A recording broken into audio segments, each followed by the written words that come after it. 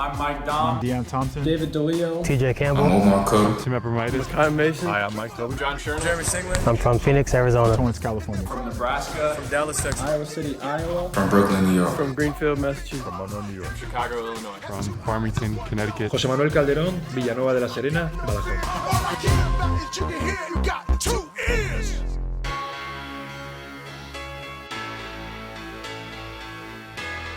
Que en el 2020 tengamos que estar hablando de este tema con algo que debería estar erradicado desde hace muchísimos años. Si eres una persona que aceptas a todo el mundo, que todos somos iguales, cuando ves las imágenes que se han visto con esas cosas que han pasado de la policía o de cualquier otra cosa en la que no son normales, entre todos tenemos que dar un pasito adelante para solucionarlo, seamos del color que seamos.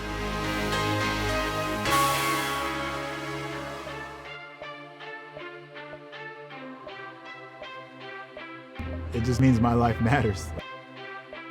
Black Lives Matter is the movement in the United States.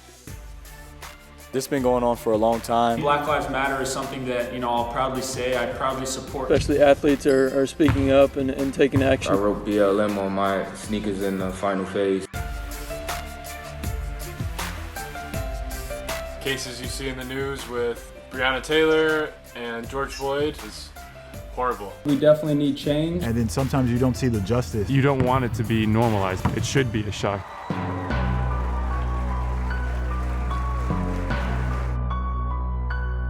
There is a big problem with racial tension in the U.S. It's been a tough time for Black lives. I feel like it's always been a problem.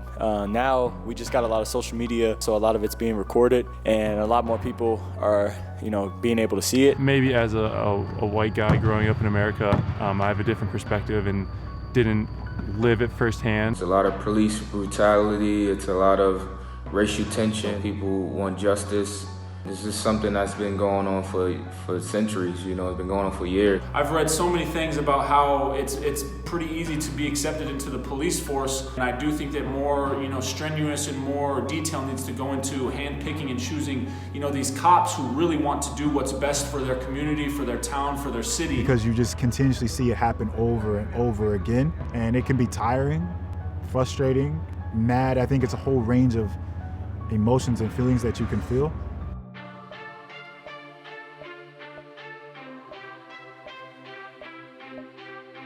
No matter the color of your skin or your race or anything, every human has the right to be treated equal, to be treated fairly, and just to be treated like a human. If you take away just the color of our skin, if we pick us all the same color, we're the same. Racism being seen constantly in today's world. Why someone has hatred in their heart for somebody based off the color of their skin. I wasn't raised that way.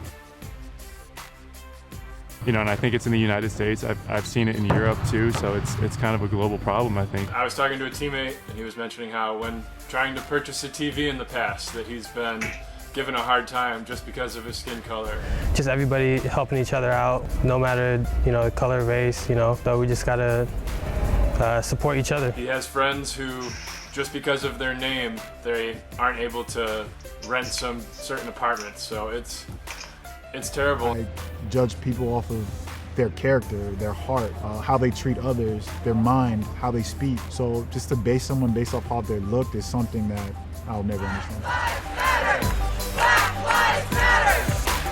Being overseas when all of this happened, I always ask myself, what can I do to help people back home, or what can I do to, make my presence known even though I'm not in the United States right now? It's definitely different being over here. You feel a little bit disconnected from it. Talking to family, talking to friends back home, and kind of you hear and see what's going on. Just open my eyes and want to learn more about what's going on and just what can I do? For me, social media is a big platform that I can use to help speak out about these issues, and just kind of give people my point of view and what I think would help people in need in the United States right now.